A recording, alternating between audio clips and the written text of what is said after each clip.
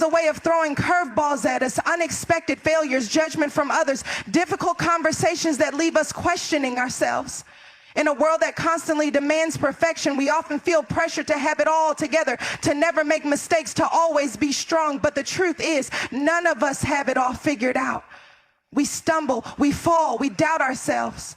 And yet what truly defines us is not whether we experience these moments, but how we respond to them. The key is learning to embrace imperfection and own our story fully, unapologetically, and without shame. So many of us spend our lives trying to meet expectations that were never ours to begin with. We let the opinions of others shape how we see ourselves, and we measure our worth by external validation, our success, our appearance, our achievements. But here's something we don't hear enough. You are not defined by what others think of you. You are not defined by your worst moment or your biggest mistake. The moment you start believing that you take back the power you've been unknowingly giving away. Owning your story means recognizing that your flaws, your failures, and your vulnerabilities are not things to be hidden. They are part of what makes you human. We live in a society that glorifies perfection, yet no one actually lives it. The most confident, successful, and fulfilled people are not those who pretend to be flawless. They are the ones who have embraced their imperfections and refuse to let them be a source of shame. They have understood that real confidence doesn't come from never making mistakes, but from knowing that mistakes do not define them. Think about the times in your life when you held back from doing something because you were afraid of failing.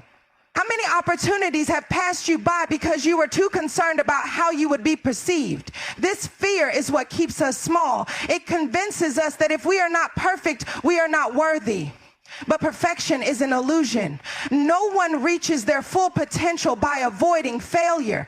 Growth comes from the moments when we fall and choose to stand back up, when we decide that our mistakes will be stepping stones instead of roadblocks. We all have a narrative that we tell ourselves. Sometimes it's empowering. I am strong. I am capable. I can handle whatever comes my way. But other times it's filled with self-doubt. I'm not good enough. I don't deserve this. What if I fail? The way we speak to ourselves matters. The voice in your head can either be your greatest advocate or your worst enemy, and the choice of which one it becomes is entirely yours. The reality is no one else is thinking about your failures as much as you are. People are too busy dealing with their own insecurities, their own struggles, their own self-doubts. That thing you've been beating yourself up over, the thing that keeps you awake at night, is probably not even on anyone else's radar. We give too much weight to the fear of judgment, when in reality, most people are far too focused on themselves to be judging us as harshly as we assume. When you start embracing imperfection, something incredible happens. You become free. Free from the unrealistic pressure to be someone you're not, free from the need to constantly prove yourself, free from the burden of carrying expectations that were never yours to begin with. You stop seeking validation in the wrong places, and instead you start finding it within yourself. You recognize that your worth was never tied to your successes, your failures, or anyone else's opinion of you. A success, who are you appreciative? A final type of word that I want, it was always there, just waiting for you to see it.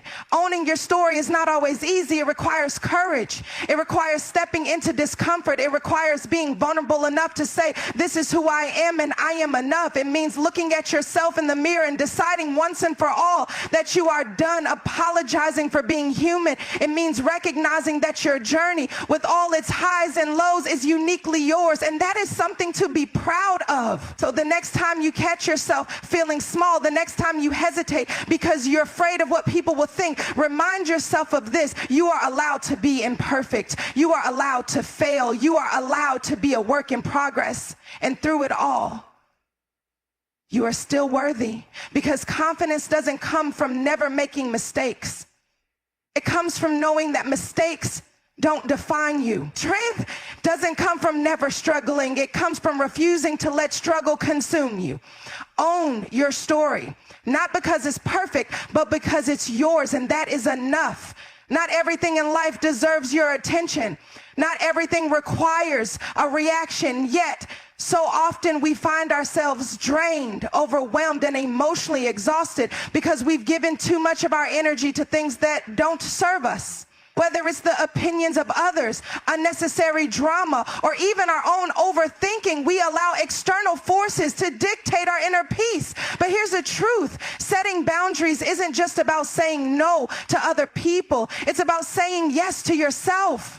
We live in a world where access is limitless. People can text, call, email, and comment on your life at any moment. We're expected to be available, responsive, and accommodating. But just because people have access to you doesn't mean they deserve unlimited access to your energy. Not every argument is worth engaging in. Not every piece of criticism deserves a response. Not every situation needs to be fixed by you. The moment you realize this, you start protecting something invaluable. Your peace. Boundaries are often misunderstood. People think of them as walls, harsh, unbreakable barriers that push others away. But boundaries aren't about isolation. They're about clarity. They're about defining what you will and won't accept in your life. They're about creating space for what truly matters instead of wasting energy on what doesn't. Think about it. When was the last time you felt mentally and emotionally drained? Was it because of a situation that truly mattered, or was it because you let something small take up too much of your mind? One of the biggest lessons in life is realizing that you don't owe everyone an explanation. You don't have to justify why you're prioritizing your well-being. You don't need permission to step back from toxic conversations, unhealthy relationships, or environments that make you feel small. People who benefit from your lack of boundaries will always be the first to resist when you start enforcing them. That's not a sign you're doing something wrong. It's proof you're doing something right. It's not just about setting boundaries with others. It's also about setting them with yourself. We often let our own thoughts spiral out of control. We overanalyze a single comment for hours. We replay past mistakes like a broken record. We let fear dictate our choices. But just because a thought enters your mind doesn't mean it deserves to stay there. You can acknowledge it, question it, and decide whether it's worth your time. You are not obligated to entertain every insecurity, every doubt, every worry that pops into your head. Some things deserve to be left unanswered. The same goes for how we invest our time. So many of us feel stretched thin, saying yes to everything because we don't want to disappoint people. We take on more than we can handle, then wonder why we feel exhausted. But the truth is, every time you say yes to something that drains you, you are saying no to something that could fulfill you. Boundaries are about making choices that align with your well-being instead of constantly putting yourself last. If you've ever felt guilty for setting boundaries, ask yourself this: why? Why do we feel guilty for taking care of ourselves? Why do we apologize for needing space, for needing rest, for not wanting to be involved in unnecessary conflict? Somewhere along the way, we were taught that putting ourselves first is selfish, but the truth is, you cannot pour from an empty cup. You cannot show up fully for others if you are constantly running on empty. There will always be people who don't understand your boundaries. There will always be situations that try to pull you in. But when you know what deserves your attention and what doesn't, you become unshakable. You stop allowing minor inconveniences to ruin your day. You stop letting negative energy seep into your spirit. You start choosing yourself in ways you never had before. And in doing so, you give yourself permission to live with more peace, more clarity, and more purpose. Boundaries are not barriers. They are bridges to a better life. They allow you to protect your energy, focus on what matters, and cultivate relationships that respect your worth. So the next time you feel drained, ask yourself, am I allowing access to something that doesn't deserve it? Because the moment you start saying no to what depletes you, you create space to say yes to what fulfills you. The way we interpret the things that happen to us has a direct impact on how they affect us. Two people can experience the exact same situation, but one might see it as a disaster while the other sees it as an opportunity. This is the power of perspective. The way you choose to frame an experience determines how much control it has over you. Life is not just about what happens, it's about the story you tell yourself about what happens. And when you learn to reframe the narrative, you take back control of your emotions, your reactions, and ultimately your life. How many times have you caught yourself spiraling over a situation, replaying it in your mind over and over again, convinced that it was worse than it actually was? Maybe you sent a text and didn't get a response right away, and suddenly you're overanalyzing everything you said. Maybe someone gave you a strange look, and now you're convinced they don't like you. Maybe you made a mistake at work, and instead of seeing it as a learning experience, you let it convince you that you're not good enough. But the reality is, we are often telling ourselves stories that are not true. Reframing the narrative doesn't mean ignoring reality or pretending that bad things don't happen. It means shifting the way you look at things so they don't hold unnecessary power over you. It means asking yourself, is there another way to see this? Instead of thinking, they didn't text me back because they're mad at me, try, maybe they're just busy. Instead of thinking, I completely embarrassed myself in that meeting, try, I showed up and did my best and that's enough. Instead of thinking, I failed, try, I learned something valuable that will help me grow. We have a habit of jumping to the worst possible conclusions, but what if we trained ourselves to assume the best instead? Imagine how much lighter life would feel if we stopped attaching negative meanings to everything. Imagine how much freer we would be if we stopped making situations about our own insecurities and instead gave them a more neutral or even positive interpretation. Because the truth is, most of the time, things are not as bad as we make them out to be. The stories we tell ourselves don't just shape how we see the world, they shape how we see ourselves. If you constantly tell yourself that you're not good enough, you will start to believe it, even when it's not true. If you tell yourself that life is unfair, you will find reasons to prove yourself right. But if you start telling yourself that you are resilient, that you are learning, that you are capable, your entire mindset shifts. You start looking for possibilities instead of problems. You start seeing yourself as someone who can handle whatever comes your way. Think about a time in your life when you faced something difficult, but later realized it was exactly what you needed. Maybe it was a rejection that led to a better opportunity. Maybe it was a failure that taught you a lesson you wouldn't have learned otherwise. Maybe it was a heartbreak that made you stronger, wiser, and more sure of what you deserve. Sometimes the things that feel like the end of the world are actually just redirections to something better. But you won't see that if you're stuck in a negative narrative. Reframing the narrative also helps you detach from things that don't serve you. Have you ever been in a situation where someone said something rude or dismissive and you carried it with you for the rest of the day? Instead of internalizing it and making it about you, what if you reframed it? What if you told yourself that comment says more about them than it does about me? What if you reminded yourself that other people's behavior is a reflection of them, not a measurement of your worth? Not everything requires your energy. Not every opinion deserves your attention. And not every situation needs to be turned into a personal attack. There is freedom in realizing that you are the author of your own story.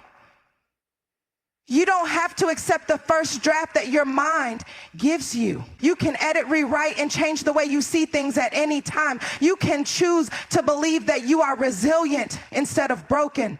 You can choose to see challenges as opportunities instead of roadblocks. You can choose to tell yourself a story that empowers you instead of one that holds you back. So the next time you find yourself feeling overwhelmed by a situation, ask yourself, what's another way to see this? What story am I telling myself, and is it actually true? Is there a way to reframe this so that it helps me instead of hurts me? Because the moment you take control of the narrative, you take control of your life. We live in a world that often confuses strength with emotional detachment. We are taught to hold it all together, to push through without breaking, to never let them see us sweat. But the truth is, real strength isn't about pretending you don't feel anything. It's about feeling everything and still choosing how you respond. It's about allowing yourself to be vulnerable without letting vulnerability define you. Strength is not the absence of emotion. It's the ability to navigate emotion with grace, awareness, and resilience. Vulnerability gets a bad reputation because it's often mistaken for weakness. We think that showing our fears, our struggles, or our insecurities makes us fragile. We hesitate to express when we're hurt because we don't want to seem dramatic. We hide our disappointments because we don't want to be seen as failures. We pretend we're fine when we're not because we fear being judged. But in reality, vulnerability is one of the most powerful things a person can embrace. It's the foundation of connection, courage, and true emotional strength. Think about the people you admire most, those who inspire you, those who leave a lasting impact. They are not the ones who appear flawless and untouchable. They are the ones who have shown up raw and real and allowed themselves to be seen. They are the ones who have admitted their fears but faced them anyway, who have acknowledged their failures but kept going, who have allowed themselves to be human instead of trying to be perfect. Being unshaken doesn't mean you never feel pain. It means you acknowledge the pain but refuse to let it break you. It means understanding that emotions are not enemies. They are messengers. Fear tells you what matters to you. Sadness tells you what you've lost. Anger tells you where your boundaries have been crossed. These emotions are not weaknesses. They are signals guiding you toward what you need to heal, protect, or change. The strongest people are not the ones who suppress their emotions. They are the ones who face them, understand them, and decide how to move forward. Resilience is not about avoiding struggle. It's about learning to stand back up when struggle knocks you down. It's about saying, yes, this hurt. Yes, this was hard, but I am still here. It's about allowing yourself to feel deeply without letting those feelings control your actions.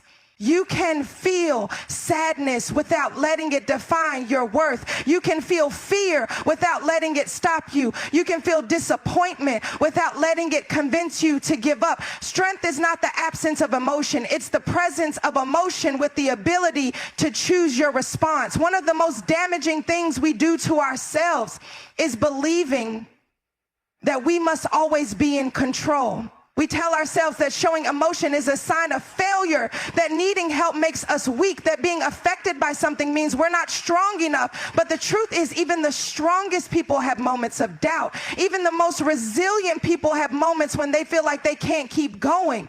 The difference is they don't let those moments define them.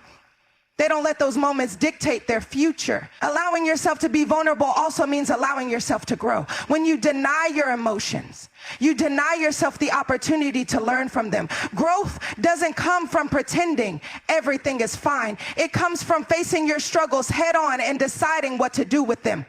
The people who refuse to acknowledge their vulnerabilities often stay stuck in the same patterns, making the same mistakes, carrying the same weight. But those who embrace their vulnerabilities, who allow themselves to be honest about their fears, their struggles, and their doubts, those are the ones who break free. There is nothing weak about needing help, about admitting you don't have all the answers, about feeling lost sometimes. There is nothing weak about saying, I'm struggling, or I need a moment, or I don't know what to do next. In fact, these moments are where real strength is built.